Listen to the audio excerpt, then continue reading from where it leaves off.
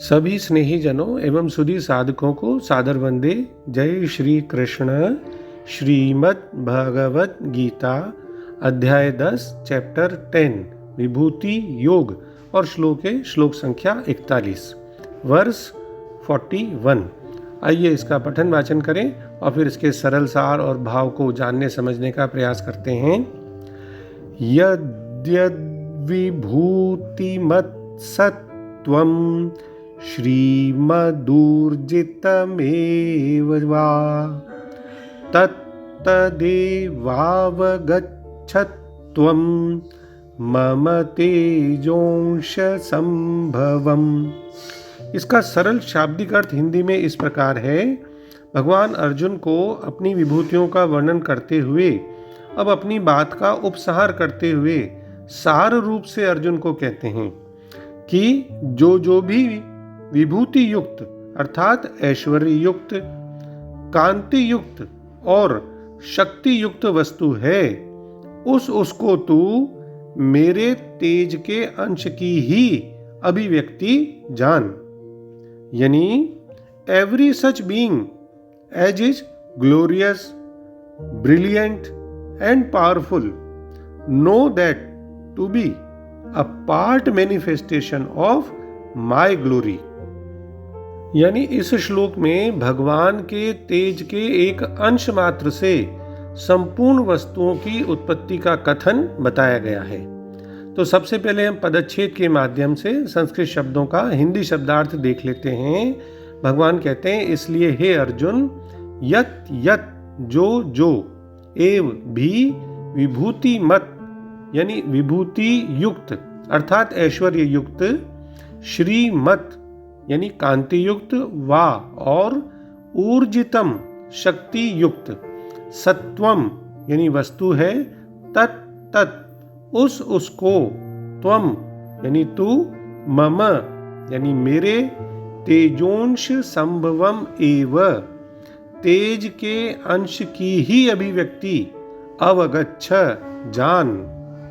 तो जैसा कि आदि शंकराचार्य जी इस श्लोक की व्याख्या में लिखते हैं, भगवान कहते हैं कि संसार में जो भी पदार्थ विभूतिमान यानी विभूति से युक्त हैं तथा श्रीमान, श्री यानी लक्ष्मी, उससे युक्त हैं और ऊर्जित यानी शक्तिमान उत्साह युक्त हैं, उनको तो मुझ ईश्वर के तेजोमय अंश से उत्पन्न हुए ही जान।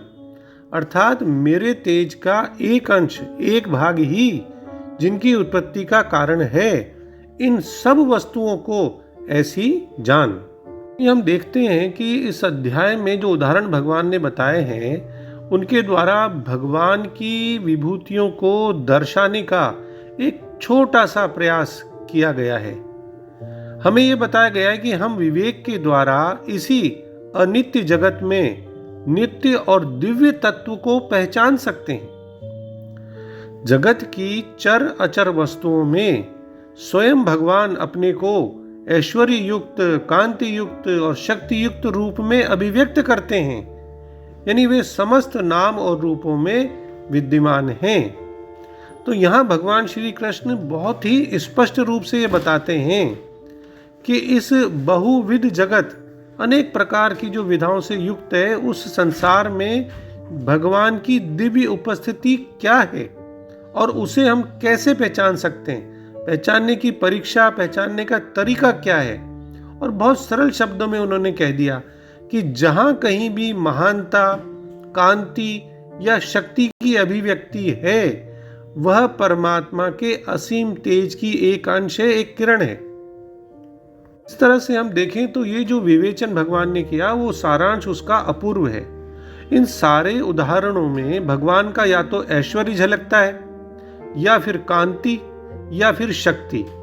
सभी तरफ परमात्मा का दर्शन करने के लिए अर्जुन को दिए गए इस संकेत का, इस उपदेश का उपयोग गीता के सभी साधकों के लिए समान रूप से लाभप्रद होना चाहिए। दूसरे शब्दों में कहें तो भगवान का कहना है कि तुम जान लो कि सारा ऐश्वर्य संसार का, सौंदर्य तथा तेजस्वी सृष्टियां मेरे तेज के एक स्फुलिंग मात्र से उद्भूत हैं उत्पन्न हैं।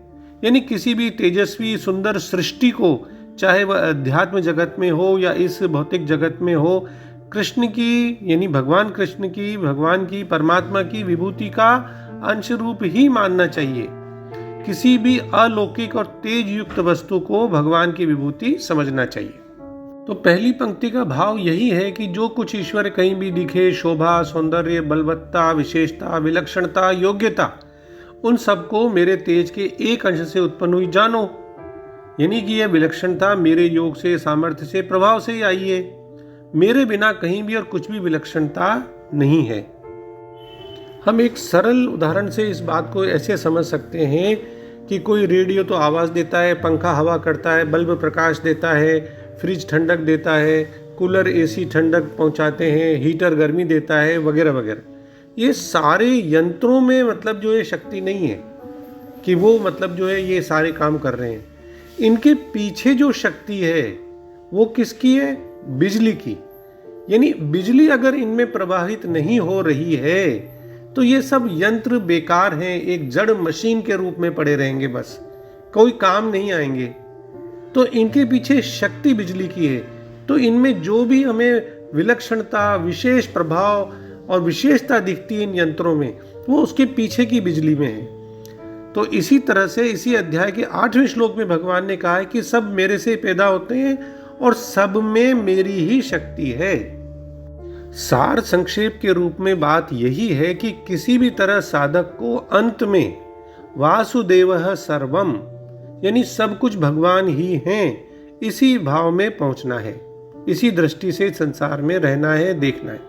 इसीलिए भगवान ने वासुदेव सर्वम का अनुभव कराने के लिए ही विभूतियों का वर्णन किया है, क्योंकि विभूतियों में भगवान को देखने से फिर सब जगह भगवान दिखने लग जाएंगे, तो उन्हीं का चिंतन होगा। यानी वस्तु, व्यक्ति, पदार्थ के रूप से फिर आकर्षण नहीं रहेगा, भगवत रूप से ही वो आकर्षण और चिंतन होगा।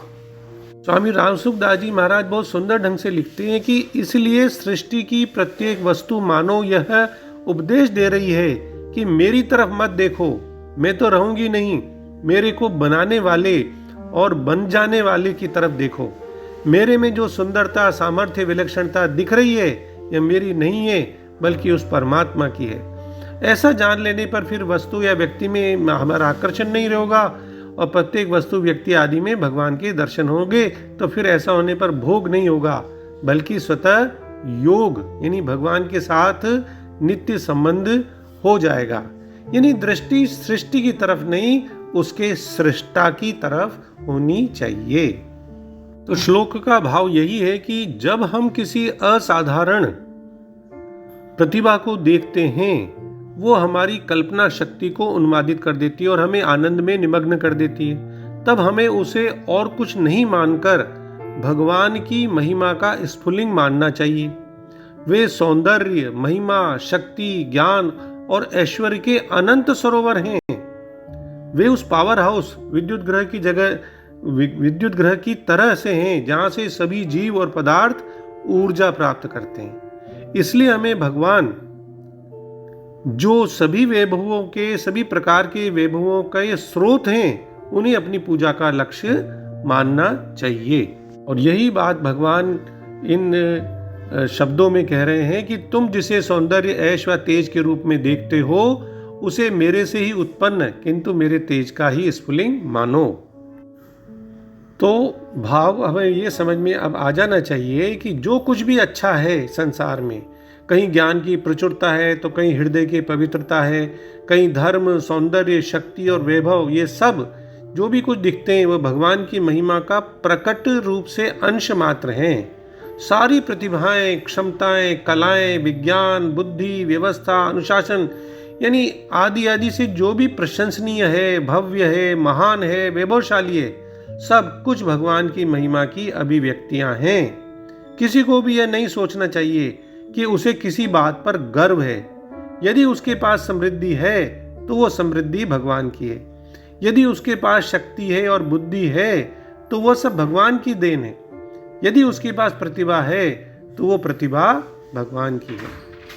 इस तरह से हमें भगवान के महान गुणों का निरंतर चिंतन करना चाहिए ताकि व्यक्ति को भगवान के साथ वे एकात्मता की ओर ले जाएं। वैसे देखा जाए तो यूं तो सभी वस्तुओं को परमात्मा ने संभाला हुआ है, लेकिन सुंदर और तेजस्वी वस्तुओं में परमात्मा अन्य वस्तुओं की अपेक्षा अधिक स्पष्टता से प्रकट होते हैं। तो वीरता का प्रत्येक कार्य हो, बलिदान का प्रत्येक जीवन हो, प्रतिभा का कोई भी काम हो, वह ब्रह्म की एक तरह से अभिव्यक्ति है।